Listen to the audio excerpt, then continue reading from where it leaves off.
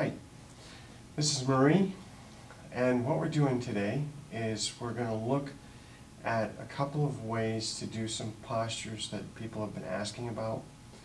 And this would be, for example, if you had a student who was in a wheelchair or somehow or another mobility restricted, and what's going on is you're trying to make a posture work for that person. So here's one, gate pose. And I'm going to show you lock gate first. And the first one, I'm going to say, Marie went to it right away, was she did a 45-degree turn. Now, if you've ever sat in a wheelchair, which we don't have one around, but the point is, if you've ever sat in one, you know that you're pretty restricted in your movement anyway. Just by, it wouldn't matter if you were able to walk around or not. Just sitting there for a little while, you start to realize you only have so far you can go.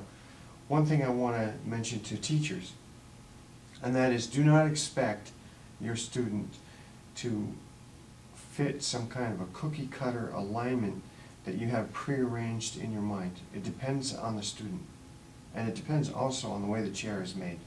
So you're going to have to accept your student as an individual and see where they go with it.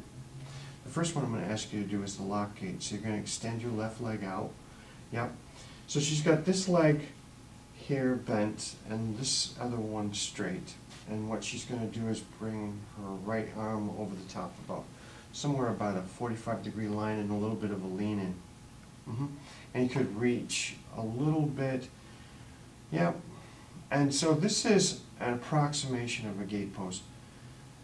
What I'm going to ask you as a teacher is always to be creative in your mind and to realize this is a building block to doing many more different postures. But here's one. Now, what she's going to do next is she's going to do open gate pose. So, go ahead. So she's going in the opposite way. She's going to lean. She's going to bring this over the top. And then we decide how far, between her and I, how far she can actually go. And there you have it. So, now I'm going to ask you to do the same thing on the opposite side, Marie.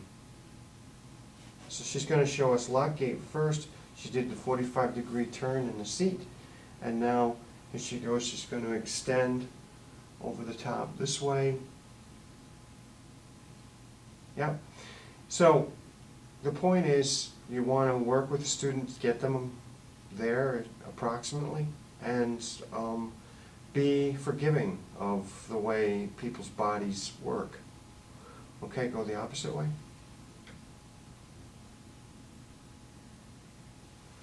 All right. And relax. Okay. So there we have it. We went over gate pose, went over a couple of variations of gate pose.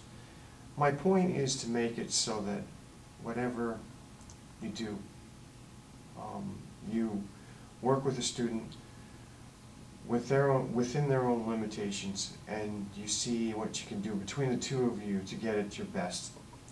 It's not something where you want to have a prearranged set in your mind that you want to turn them into a specific type of figurine or something.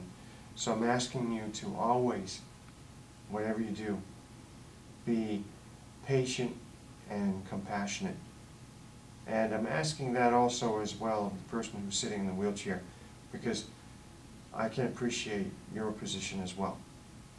Therefore, I wish you farewell.